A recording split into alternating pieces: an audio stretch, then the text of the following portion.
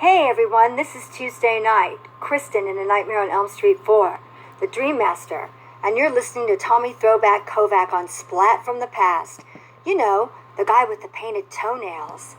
Hey dudes, welcome to Splat from the Past, the only 80s themed horror and sci-fi show where things could get totally radical. Now, I am so excited for today's interview because it has been a long time coming.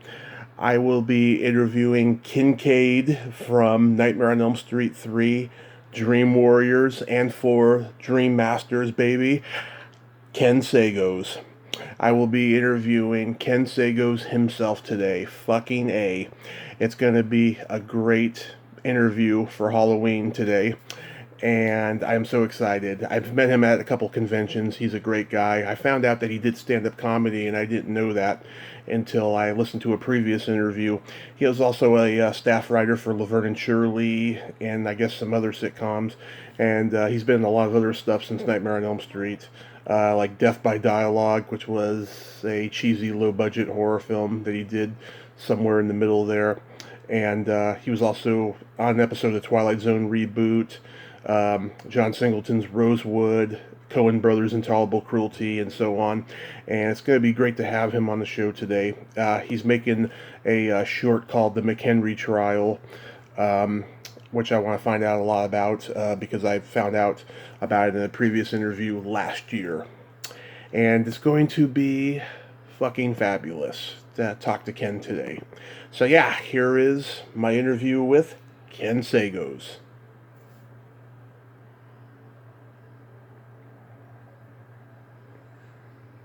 Hey, Ken. Mr. Tommy, how are you? I am great. How are you? All right. Did you think I wasn't going to call? Keep my word, sir?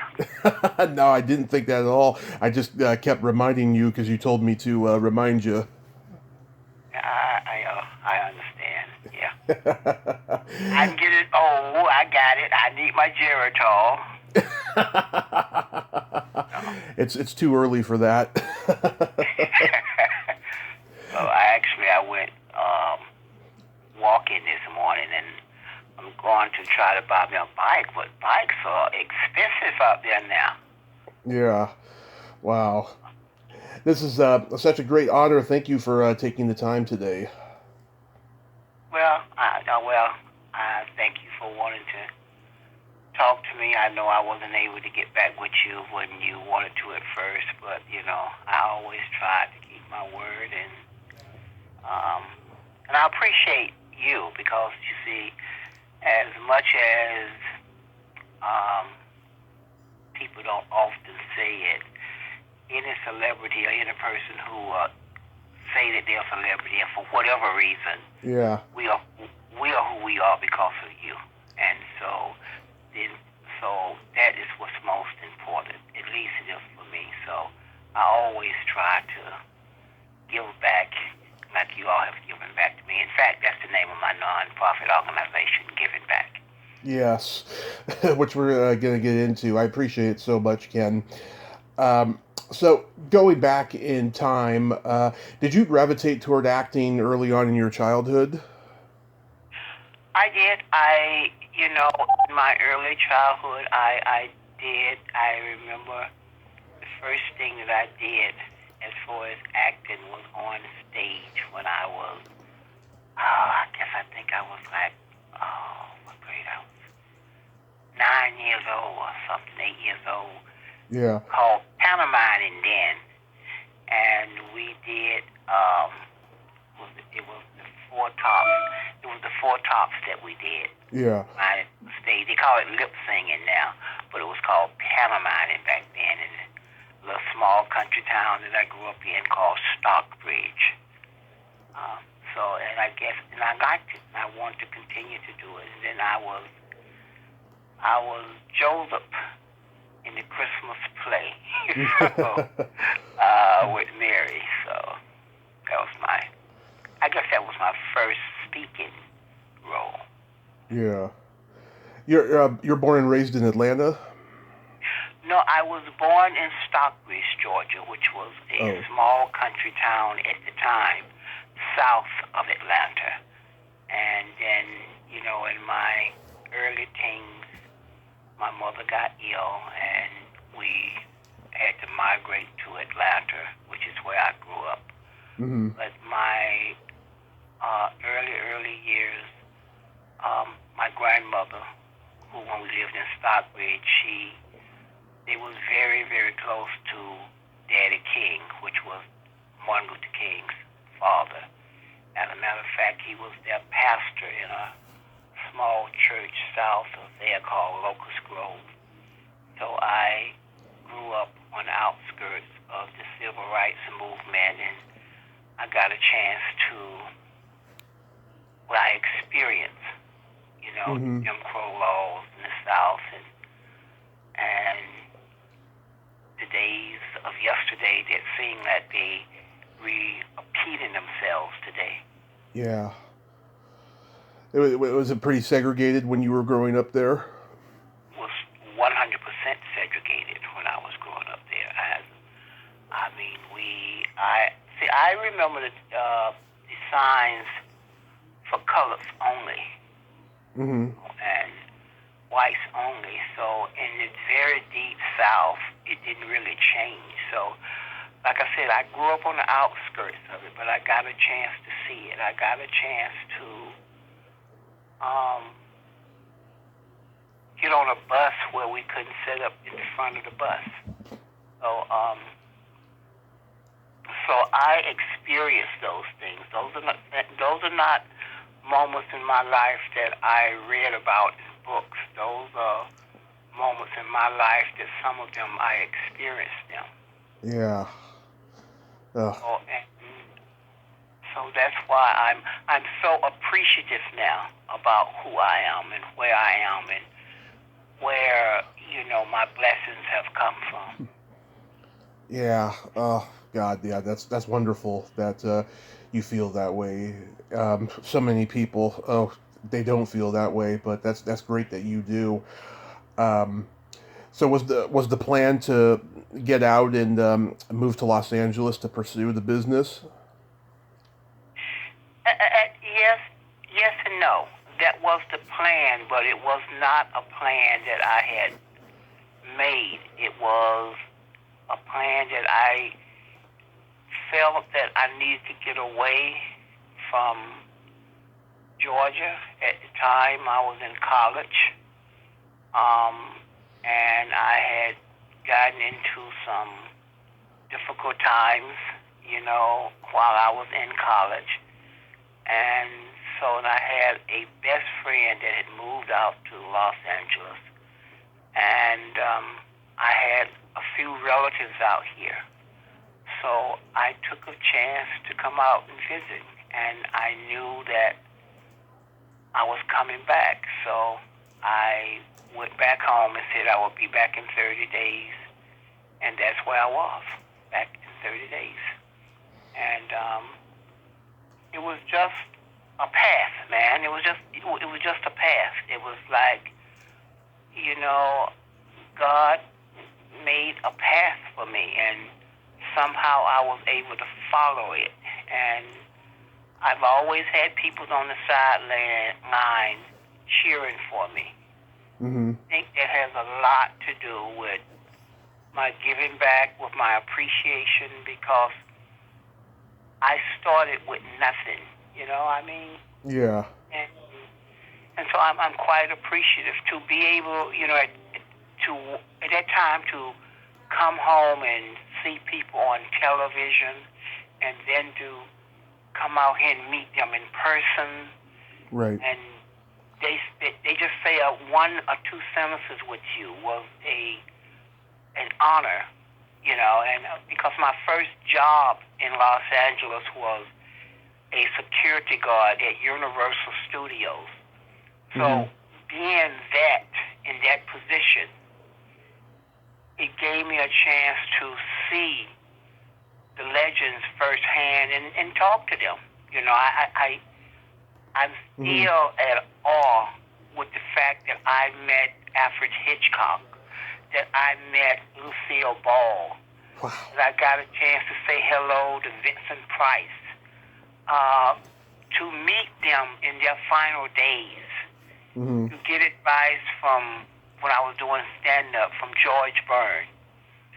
And I was put in that situation to get acknowledged and to be passed on. I studied under Marlon Brando. Wow. And I got a chance to meet them back in the day, when,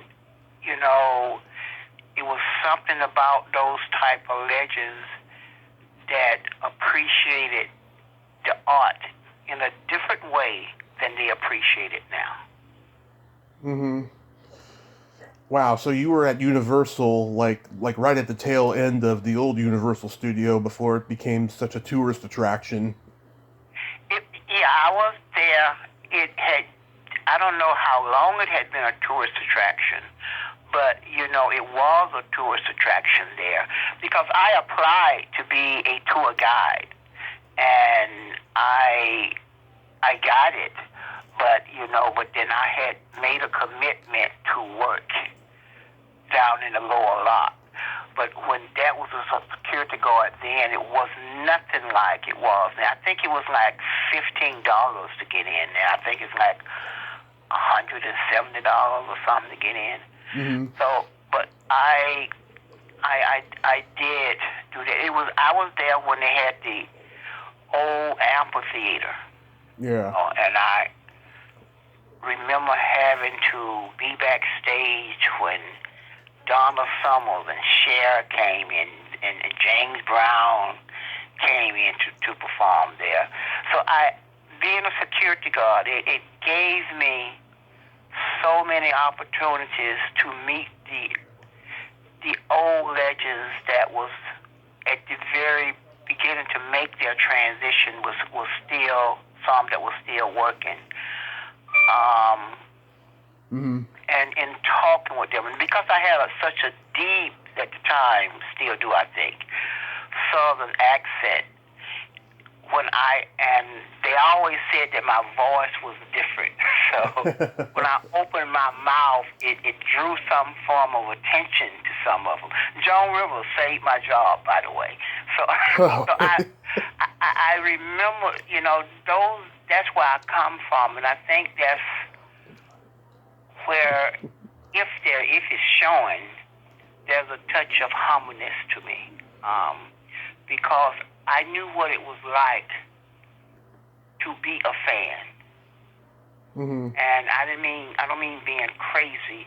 I mean to be a fan and to admire what some was doing, admiring their work, and so I know that's why I try not to be a type of person that would turn their back on the people that's blowing the wind beneath my wing. The reason that I can fly high, I know what it's like,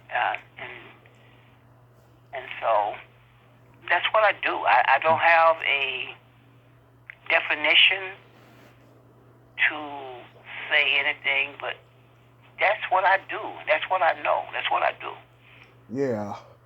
So how did you become a staff writer for Laverne and Shirley?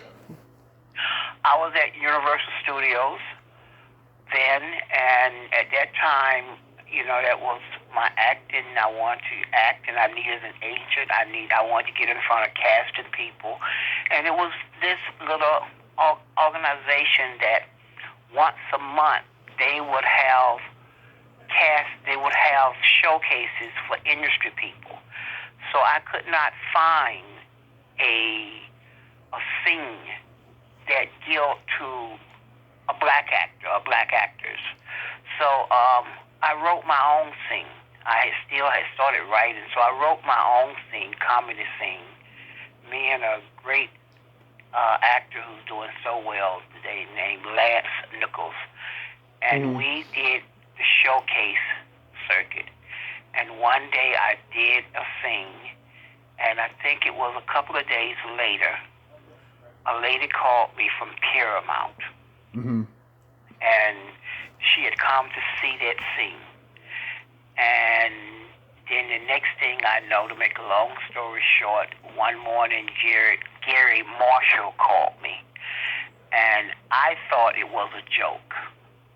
So I told him to hold on.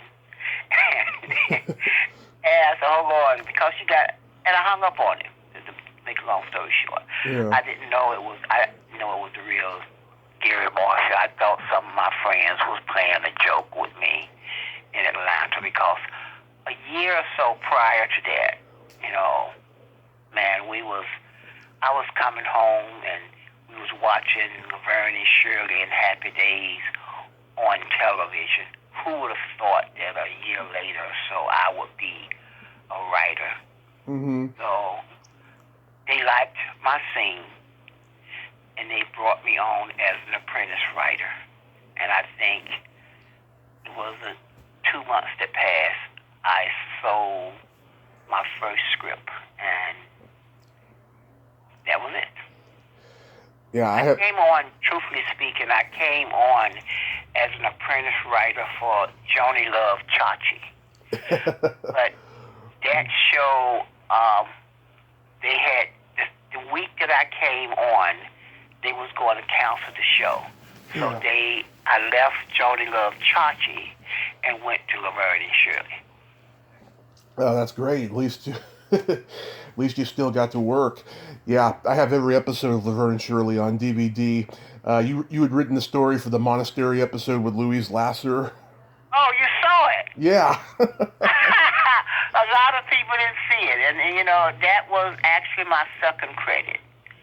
And so my first credit, I think had something to do with Broadway, with Hair Today, Here Tomorrow. I'm not sure. Oh yeah, I remember that one. Yeah. Well, hey man, everyone I have talked to over the years. Yeah. Many first of all, don't believe that I was a writer. Yeah. But you're the one that can actually say yes, I was, because you've seen it. You've seen my critics. So. Yeah. So thank you. See, that's the honor right there. That's the honor right there. Oh, absolutely. I'm passionate about the entertainment industry. That's why I have this podcast. Yeah. Did you get to know Gary Marshall well? I got to know him pretty well. Because you got to realize that he laughed at me and said, "You're the only one that ever hung up on me." But he thought he knew what was going on. Mm-hmm. And I don't know. Did you watch Laverne and Shirley? I got every episode on DVD. Man, okay, Laverne and Shirley, Theo Foster. Yeah. The person that played her father. Yeah. I would never, ever forget that man. I would never forget many of them. But most importantly, that man.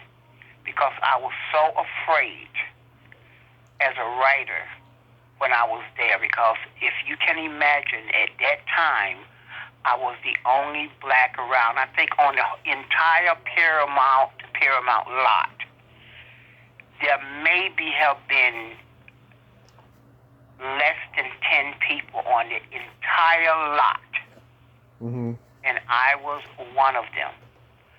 And Phil Foster took me to the side one day, and he told me to quit trying to write what he think would work for us. Yeah. You write your story.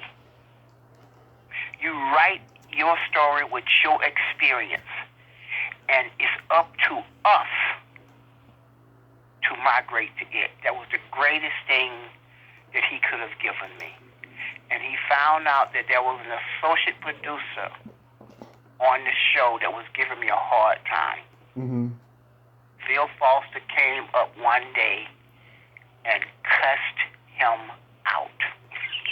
Cussed him out, and it was Phil Foster. And wow, I would never forget Phil Foster. And because he's the one that discovered Gary Marshall, by the way. Yeah, Gary used to write one-liners for him. Yeah. And Phil Foster came up, and he kind of looked out for me with one eye on the side. And I didn't get a chance. He was another one of those legends that I didn't get a chance to thank before they made their transition. but I do acknowledge Phil Foster. Yeah, I heard he used to smoke a cigar that smelled like a dead rat or something. Cigar on the show. Yeah. Could smell it. And so sometimes, depending, you could tell where he was when you open the stage door. And what most people don't realize, you know, because another person that was on that show was Joseph Seal. Yeah. Joseph Seal. And he came from the Lucille Ball show. Mm-hmm. Now, they had, from my understanding, he told me that they had tried to get Lucille Ball to guest on that show many times at the time. Mm-hmm. She wouldn't do it because she felt that Laverne and Shirley was a ripoff of her and Ethel. Yeah. I know you're going to go back and look at it, but when you go back and look at it, you'll see it now.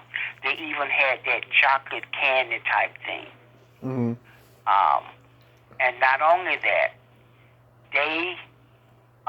we filmed Laverne and Shirley on the same stage that they shot Lucy and Ethel, the Lucy show. Yeah. So that was, I think she admired Laverne, but she wouldn't appear on the show. And Yeah. that's what, so it was that bit of history that he told me about that. So and I didn't realize it. Then later I met her.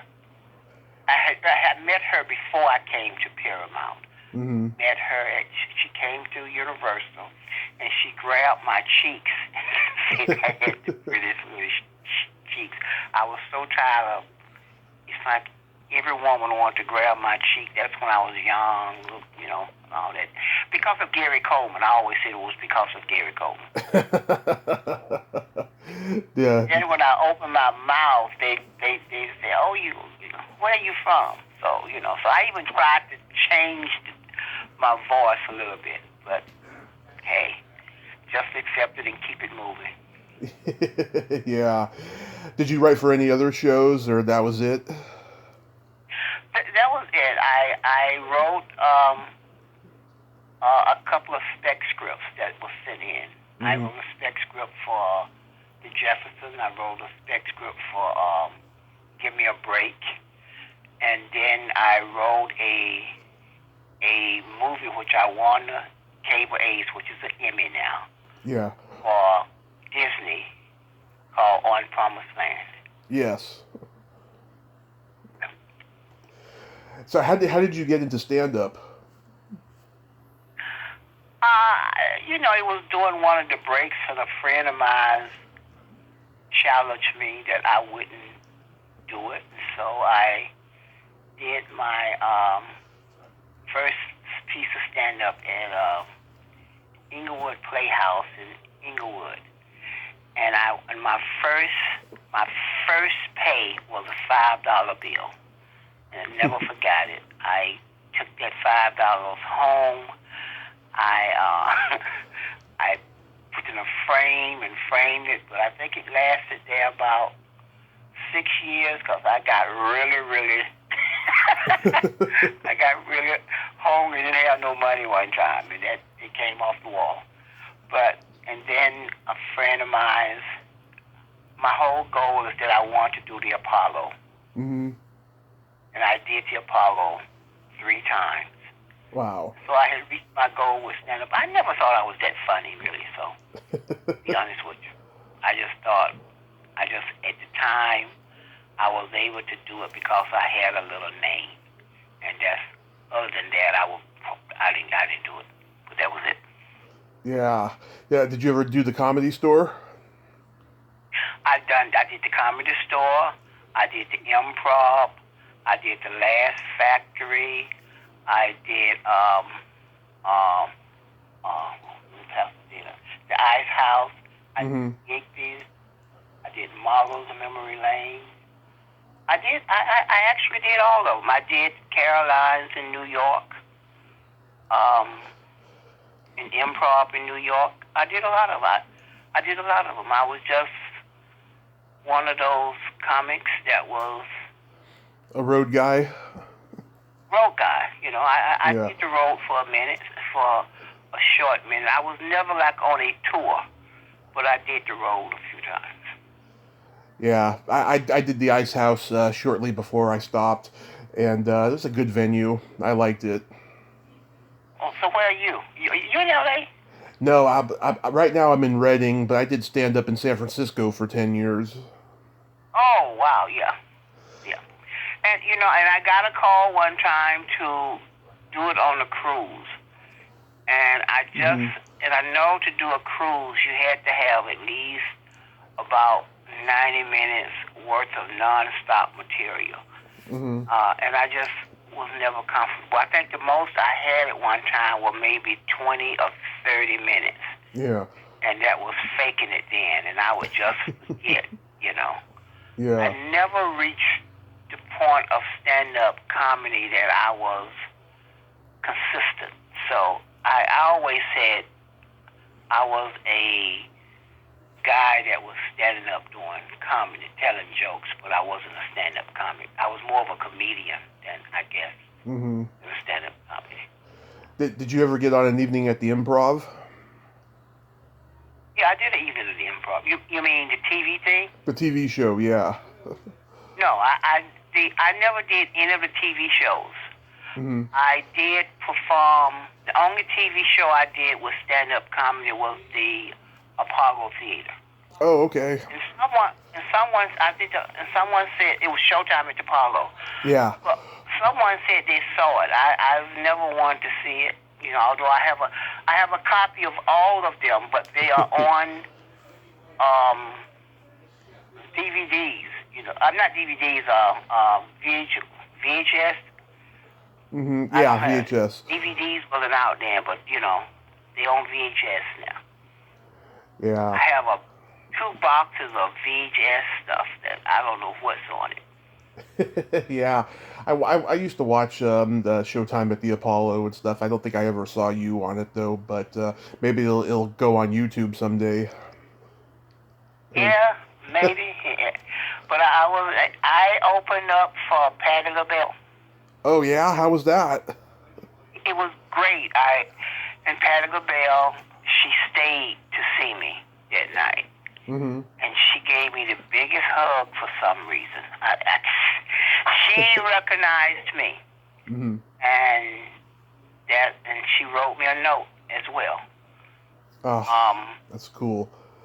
But that was the stand-up days. I opened up for Gene Con, SOS Band. So I did a few things, Yeah. How long did you end up doing it overall?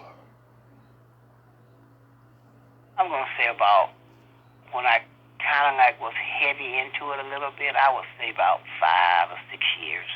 That's lucky. It was never a stretch where, I survived off it. Yeah. That's lucky you got to experience that in just 5 or 6 years, though. Wow. Yeah. So you mentioned... I was never on it to the point where, people had a tour. They was like that. Some of my friends was doing the tour. When I came out there, it was like D.L. Hughley. Yeah. Like I knew the D.L. Hughley. I knew Sherry Underwood. I knew Sherry Shepard. Yeah. All of that group that was out there. And then I even met, from The View? I forgot, the white lady on The View. I met her a couple of times. Yeah. And, but I met Richard Pryor. Oh. But I met him when I was at Universal Studios. And talked with him there. So, but it was never a time where stand-up comedy, when I talk about my career, yeah, I don't always, this is the most I've talked about the stand-up comedy part, and I think that's because you was a stand-up comic. But a lot of people don't know that I did stand-up comedy, and I think a few people are beginning to realize that I was a writer. I was actually a writer before I was an actor. My first job was as a writer. Yeah. So you mentioned before that, you studied acting with Brando. How did that come about? It came about with Brando's had a maid, Mm-hmm. and his maid's sister said that he was looking for some young actors. He wanted to teach a workshop called Lion for Living. And so she invited me to come. And so I came, and that was where I was reacquainted with Robin Williams. I met Whoopi Goldberg there, and Elizabeth Taylor. He was inviting all his friends to come and speak. So it was a very, very powerful thing to learn from him. So I like I said, I learned from him. Mm-hmm. Speaking of, I wanted to go back to Lucille Ball, because Lucille Ball at one time taught an acting class at Northridge, and I signed up for the acting class, but I never was able to go because I had to work. I wanted to take that class so bad because I wasn't in school then, and so I really wanted to go to school to take that class. But I just, Tom, the whole thing with me, with the thing about my life, I've had such a rich life, rich life with people that I've met. And the whole thing, the reason I bring these people up and like to talk about it is because, I've been touched by a lot of God's land angels, you might say. Yes. And I just feel that I'm carrying a piece of what they gave me, even if it was just a conversation, just to sit and talk. I don't really have the dirt like a lot of people have. I don't have any of that. So I just have like what I do. And because so many people gave back to me, that's why I started my nonprofit, to give back, and I give scholarships to young people. And I really, really love doing that. Mm-hmm. And wonderful. I came from the place where at one point, I just had a revelation one morning and said, I don't want to wait for Hollywood to come back and say, okay, we're going to rediscover you. So I started doing my own work to discover myself. That's why I started writing. I've always been a writer. I was never on drugs. Yeah. My drugs and cocaine was writing. So I would write scripts when on my downtime in life, I would write scripts. And so I guess right now in my closet repertoire, I have about close to 50 scripts. And so I've told my son that when I do make my transition, burn my shit. Ain't gonna be no lost works of Ken Sagoes and y'all being rich and I wasn't rich here. That ain't gonna happen. Yeah, I've always been a writer too. That's why when I first got into stand up, that was my favorite part, was the writing process. So yeah. Did you write drama or did you write comedy, or both? I wrote comedy primarily when I was younger, and then as I've gotten older, I've written everything pretty much. But I'm going to mention the acting credits. Tell me anything you remember. The 80s Twilight Zone reboot. I remember that, that was, let me see. It was the first job that I never auditioned for. I got a call, and they said they're going to book you for this. It was the first, so I did not know. It was shot at CBS on Radford. Mm-hmm. And that's when I was doing those showcases. And that's when, the casting directors would see you. And some of the cast, and sometimes there was directors and producers there. Mm-hmm. And so that was the first job that I did not have to audition for. And then to 2 weeks later, there was another job I didn't have to audition for, called The Insiders. It was, I don't know if it was 2 weeks, but it was after that. It was called The Insiders. And so it was just a little brief thing. It was with Pam Darbert. Yeah. And it was just a little bit. I just remember it, and I just remember that they got in trouble with Sam. Yeah. They did not. They even supposed to cut my scene out, right? Yeah. But they didn't cut it out, and so they kept showing it, and then like about 5 or 6, about more than 5 years later, I saw it, and I told SAG about it, and CBS had to go back and repay me, and I think it was it was a mistake. I'm gonna say it was a mistake. Yeah. I just think if I had to pass something on to some of the young people who would hear this here, there's a thing called show business. You heard it, the show business. This is the only business career job out there that has its own song, show business. I encourage you to learn the business part as well as the entertainment part.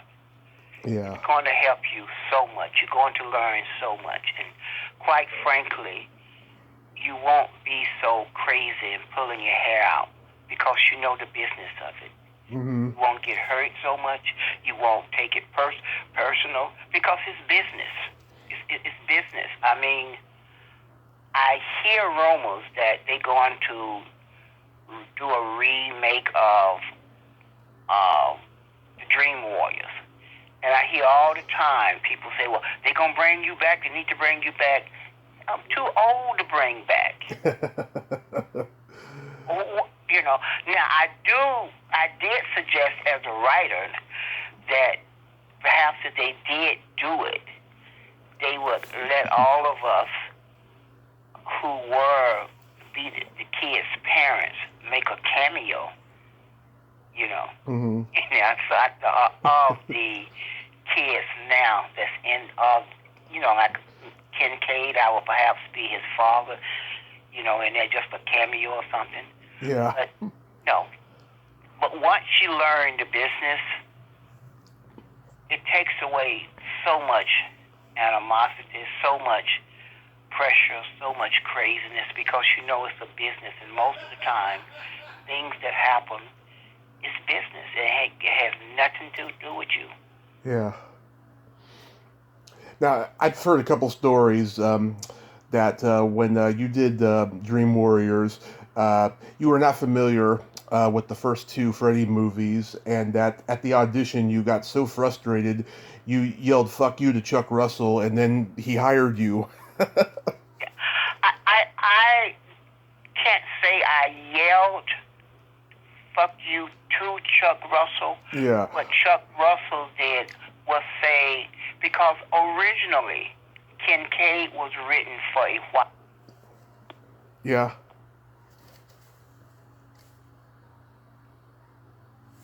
Ken?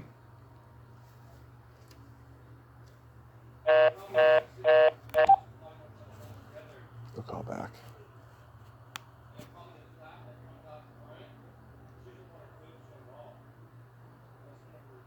He'll call back. Yeah, sorry, the signal faded. Okay.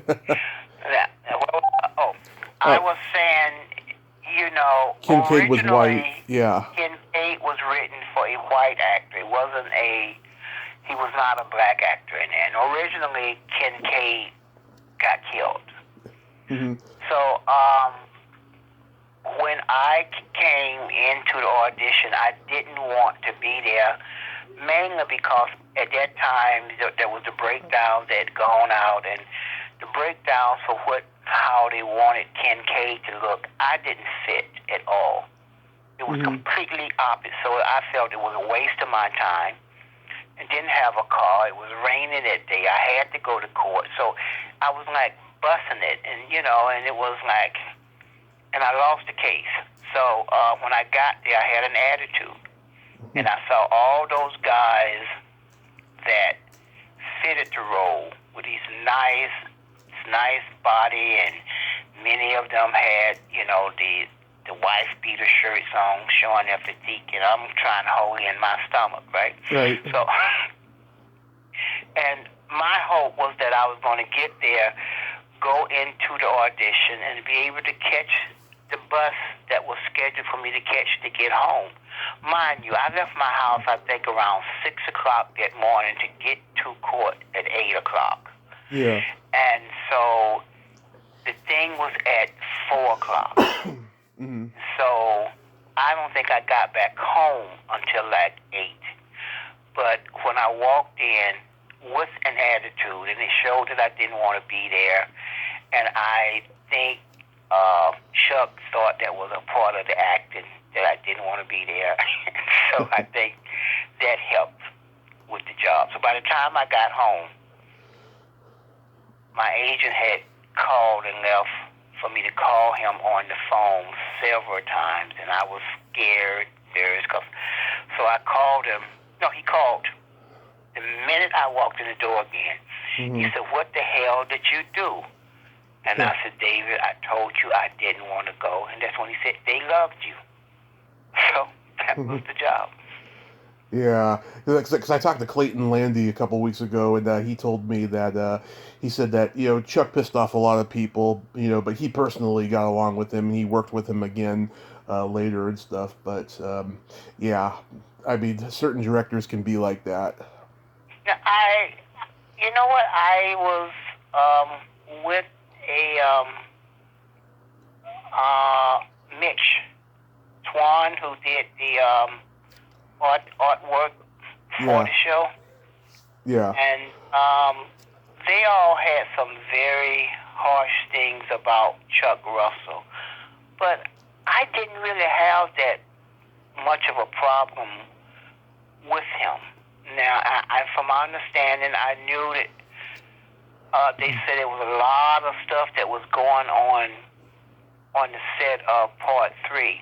I can't say much because, you see, once I finished my scene, I would go back to my dressing room. And I think it was because, you see, I was playing a young actor, but I was much older than all the rest of the young actors that was playing. I think they was pretty close to the age that we was supposed to be. But I wasn't. I was, at that time, I was more than 10 years older. So my mindset was different. Yeah. Plus, I was a writer. I was trying to write. So when I left my scene, I would go back to my dressing room where I was supposed to be, and I would write. So I wasn't antisocial, but I wasn't social. And so I did not hear the rumors that was going around. I do remember a time that the production lead, they stopped production. They called everybody, and we was doing the scene in the dungeon. And that was a really hard scene because it was really hot. We was at some jail doing that downtown Los Angeles. Yeah. And he called everybody. He walked up to the top of the stairs, and he said, "The bullshit stops here." I remember that, but I didn't know what type of bullshit he was talking about. Yeah. So there was another couple of incidents that happened that Chuck had told me to do one thing, but he did not tell Robert. And I had that same incident on another set. And so when he didn't tell Robert, Robert got irritable at me. Yeah. And it was because Chuck had told me not to let Robert England pull me inside that window. There was that window scene. And Robert had been on the set all day. He was tired. He was, you just got to take off several hats for Robert because he had that thing on, that hot suit on all day. It was hot. He was ready to go home. So he couldn't pull me through. But what he didn't know is Chuck had told me not to let him pull me through. So he got angry at me, and he said a couple of things, but, Yeah. that was it, Yeah. So that's the only gossip that I could tell.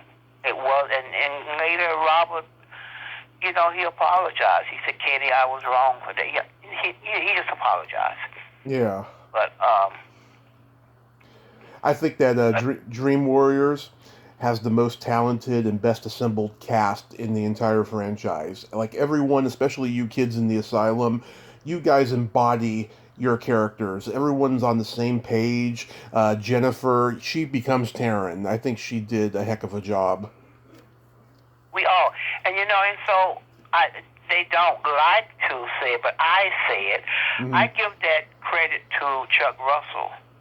I really give all of that credit to Chuck. And why do I do that? It's because a week or two before we shot, Chuck brought all of us together twice. It was like a little party, a little gathering, and we had a little party. We got to know each other. All of us knew each other. We was hung out. Yeah. So, Patricia Arquette, and we all became friends. Well, Rodney and I became buddies. I mean, in real life, we became buddies. I'm buddies with everybody, but but Rodney Eastman, I'm saying. Yeah. We became buddies. With Brad and all of us, we were friends. So before we went to the set, and one of the first things that they shot was in the hospital room where we all was together. So there was an investment in us. Mm-hmm. We all knew each other. We all cared for each other in real life. We all wanted to give each other the lines to each of us so we could be the best at who we could be in the scene. It was no selfishness in that scene.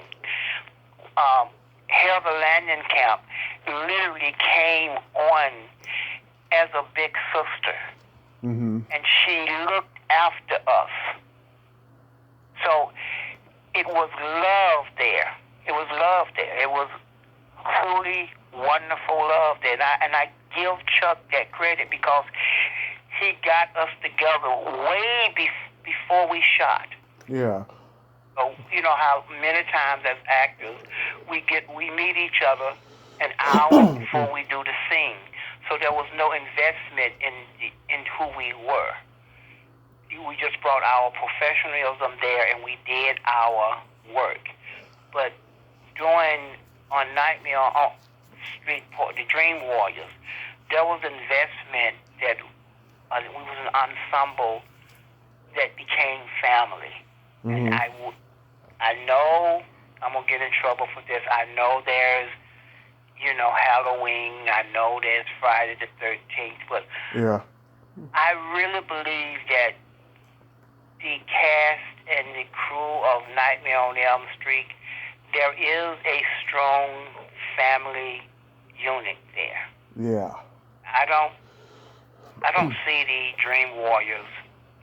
We don't see each other like every day, and sometimes we don't see each other for maybe a year or two. Yeah. When we see each other, it's like we just saw each other yesterday. Yeah. When I talked to Andros, he told me about 4. He says, they're one big, happy, dysfunctional family. They've had their problems as well, Yeah. How did you feel about being killed off so early in 4? I believe if Patricia had returned, we would have been in a little longer. Yeah. But you have to look, like I said earlier, you have to look at it as business. I didn't want to be killed off. My check was going to be short. But at the same time, because I was so new in part 3, Mm-hmm. and I filmed, I think it was 6 weeks, I got paid more when it came back for part 4 than about the same amount that I got then. But it was business. They wanted to get on with the new kids, so they had to get rid of the old kids. It was a business. And that was during the time that the writers was on strike. So, yeah. The writer's strike. Yeah. Writer's strike. Yeah. And so that was it. But I personally always say that on Tuesday night, Yeah. of all the Nightmare kids, I believe that Tuesday night had the hardest role to play. Yeah. Because she had to jump in the shoes of Patricia Arquette, who did an extraordinary job as Kristen. And Right. Tuesday night stepped in, and not only did she do an extraordinary job, she brought in her own take with Kristen. And for us, Rodney and myself, who were the 2 old students, we didn't skip a beat. We did not skip a beat. Right. And that's because she did such a phenomenal job. Yes. I Tuesday told me that when she did the role, she gave her a much more edgier take, and a lot of people didn't perceive it to be, as good as Patricia Arquette. And Patricia Arquette's a very, very talented actress, and she was great in Dream Warriors. Well, you see, she had, in my opinion, she had to do an edgier take. Because you see, in Nightmare 3, the role of Kristen had evolved into a higher level. So in that higher level, she would have had a more edgier take. So I commend her on what she did. All I know is that when we was together, it wasn't like, where is Patricia Arquette? Yeah. Kristen was there. Not Patricia Arquette as Kristen, but Kristen was there, and it was being played by Tuesday night. So the character was there, even though the actors playing the character was differently. So we could keep it moving. So there wasn't a period. At the most, it was a comma, and we kept it moving. Very well said. How about, do you have a story about death by dialogue? Oh, you know what, man? No, I say this in a very sad way. Yeah. Because I just found out a month ago that Tom Durrell, the writer and the director of that piece, passed this summer. Oh. Tom and I started off together at Universal Studios. And that was my buddy. I did not know that until a magazine from SAG came, and literally, man, I'm not bullshitting you at all with this here. Yeah. Literally, the magazine fell on the floor, and the page opened to those who had passed on that year. And I just turned the page and I saw his name. I still did not want to believe it. Yeah. So, how that came about is that I had done Nightmare on Elm Street, and when Thomas Weir and I were security guards at Universal,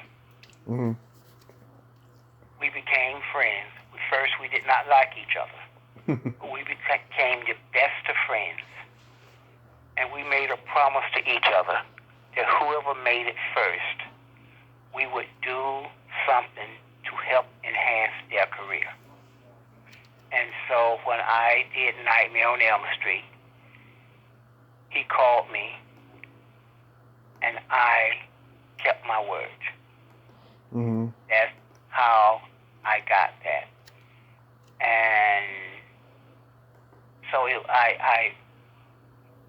that's All I can say is that, and Tom is not with me anymore. I didn't get a chance to say goodbye to him.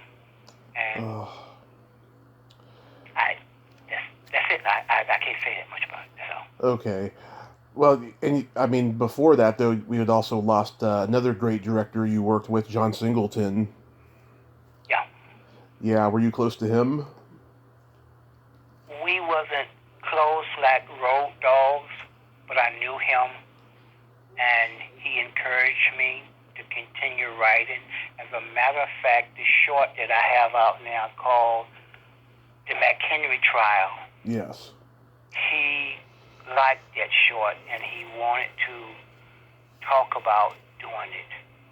And so, but he passed before I could get it to him to do. He got ill, and I couldn't contact him. So, but he was one of those directors that we were of the same age, but he passed on some great moments of love to me that I would cherish, and he encouraged me, and quite frankly, I still believe he is around me. Yeah. And ironically, when you were working with Larry Fishburne on Dream Warriors, Larry was working with John Singleton on Pee-wee's Playhouse, and that's how they connected and later made, Boys in the Hood. Yeah. Lawrence Fishburne. Yeah. Don't call him Larry. Yeah. Lawrence Fishburne. I think he was Larry then.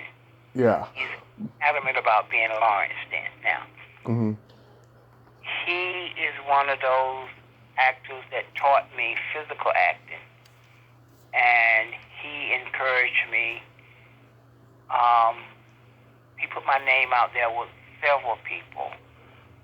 One of them was with Spike Lee, but I never got a chance. I have never had the honor to work with Spike Lee. Mm-hmm.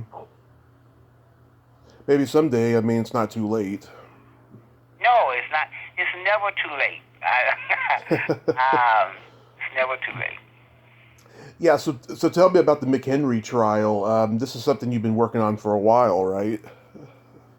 It is something that I ain't gonna say it's been working on for a while, but it's about a 14-year-old kid that becomes a trial lawyer. He's a little genius that went off to college when he was 8 years old, an Ivy League college, finished, and took the trial, the bar, and he became a lawyer. And his father was homeless and had been accused of murder, and he defends his father's case. That's in the full-length feature film. I wrote it as a book, a self-published book first, and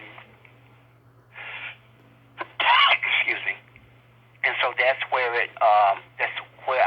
rewrote. Then I wrote the screenplay was written first, and then I wrote a book of it.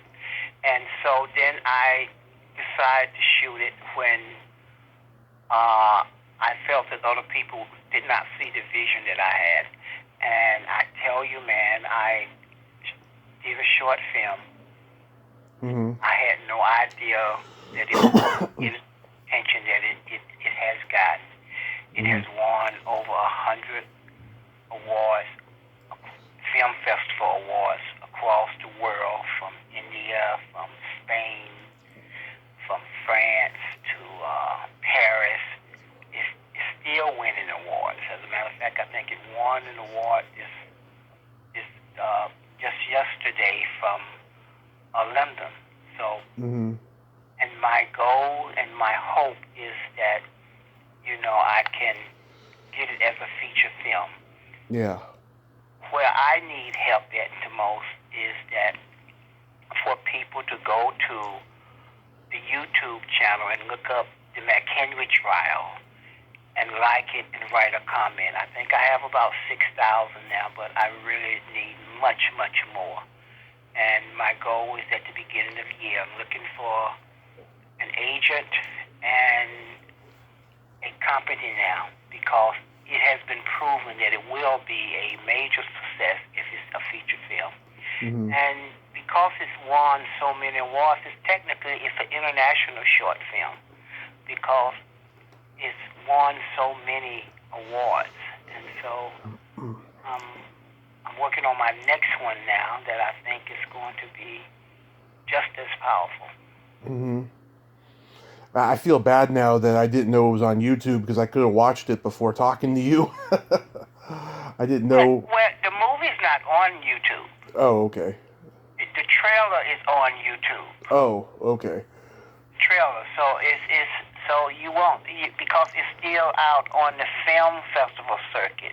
Yeah. And if I'm going to have it on the film festival circuit, then people can't just go and watch it because that would disqualify me for submitting it to film festivals.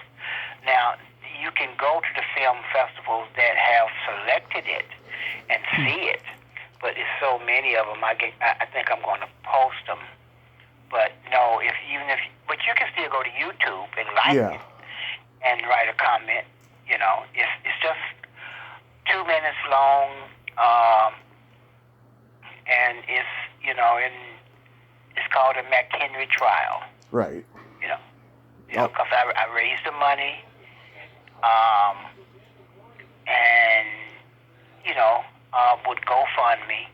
And I made it, and I'm so happy for it because I got some talented actors. The young man that played the 14-year-old kid, he's won so many awards. I'm so happy for him because he's going to be a young actor that I promise you, you're going to know. Yeah, that's great. And maybe he can credit you for discovering him too. Well, he had done a few things before that. This is his first role. The other things were small, and he's given me his gift. Yeah. And I'm wise enough to say I can accept that. He's given me his gift, and anything else after this here would be dessert and icings on the cake. But he's a great young man. I'm sure he would mention and it wasn't just me that made him great as a director.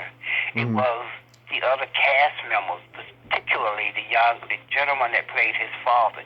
He brought out the best of him, and also Loretta Devine was in it. He had actors that brought out the best of him. He was always good, but they brought out even better in him. Yeah. And that's the type of actors that I want to work with. Yeah. When you find actors who believe in your work, you're going to get a better project. And so I learned a lot by doing this here now. That's great, Ken. So you kind of touched on it before about giving back. So it's still a very active nonprofit organization. It's still a very active nonprofit organization, and as a matter of fact, I awarded 11 kids a scholarship this year, which now I have helped over 560 kids through college with their college education. So, and put more than 5,000 supplies in classrooms, and I do that because, I've been blessed by so many people have helped me along my journey in life. And so my way of passing what they gave me is by buying some kids a book, helping them with their education. That's something you can never take back. Yeah. And my new goal is, and this is going to be the first that I have said it. My new goal is that there's about 117 historical black colleges across the United States. My goal and my mission in life right now say that I want to be able to buy at least a book for a child at every one of the historical black colleges at one time. And I'm going to do that. I believe you are too, Ken. You are going to do it. If I have to walk the marathon to do it, to raise the money. Hey, and so if I have to come back to you and say, hey, Thomas, I need you to be one of the soldiers and tell them to go there and support me. I need their help. Send me $1. Send me $1 or something. Help me with my goal. So I'm going to do that. Yes, and you got my support always with that, Ken. Do you have any? Okay, you mentioned that you were going to be doing another short film. Do you have anything else upcoming? That's about it. Now that this, it seems like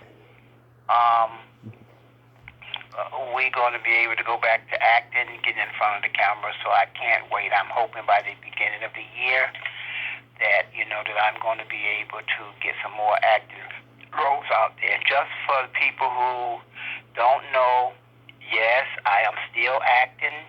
I am still active. And if you have something for me, just reach out to me. What I won't do is I have to say I won't do a non-union project. And that's because I worked very hard to get into the union. And I almost lost my SAG card by doing too many non-union projects. But I am looking for work. And I just want good work. Yeah. And just you reach out to me. I have an agent. All you have to do is just go and check and see who my agent is, and let's work together. Yeah. And you doing any of the COVID virtual horror cons? I've done one or two of them, but I'm not a big fan of them. Same here. I like to talk to people in person, and another thing, all the money that I make doing the conventions and anything that doing the conventions, the money doesn't go to me. It goes to my nonprofit for kids. Yes. So to buy their books, and that's where mines go. And I'm a 501c3. And I've been a 501c3 since 1997. I'm proud to say I got my Dream Warriors poster signed by you at Sinister Creature Con in Stockton a few years ago. It says fucking A, and it went to a good cause. What? It went to a good cause. Fucking A. Thank you so much. I thank you so much. That phrase there. Yeah. I didn't want to say it. Yeah. It was the one phrase that I had a discussion with Chuck about saying because I didn't understand it. But he was the director and he wanted it said, and I said it. So it happens to be one of the most popular phrases that I have to write on posters and pictures. Yeah, I don't think it's that bad at all, but I can understand though. Yeah, especially coming from a Bible Belt place like Atlanta. You can't swear. Yeah. And also too, I heard your AOL going off in the background. I'm still on AOL 20 years later too. I'm still on AOL. That tells you how old you are. Yeah. And when I give out my email address, they have AOL, and they say they still around. Yeah. Come on, man. Honestly, I just got off dial-up about 2 or 3 years ago. So, so I didn't, and it's because I was content with it. But once someone came over, I had a son to come over one day, and he took me off dial-up, right? Took me off dial-up, and and I was amazed. Wow, this is how it worked. So that probably is, we'll have to go to the next level. So even my cell phone is prepaid. So come on. Yeah. So, because I don't talk on it that much. I usually don't use my cell phone until I go out of town. Yeah. So and that's like right now. I don't have no clue where it's at, but it's in the house somewhere. It's in the house in one of these drawers. I probably have to, plug it up because it's been about 3 or 4 days since I used it. So, but it's here, so it's easy plugged up. So that's what it is. 6 years ago, I had trouble looking for a job, and someone told me, yeah, you need to put another email address on there, because I'm sure there's district managers laughing at the fact that you're still on AOL. So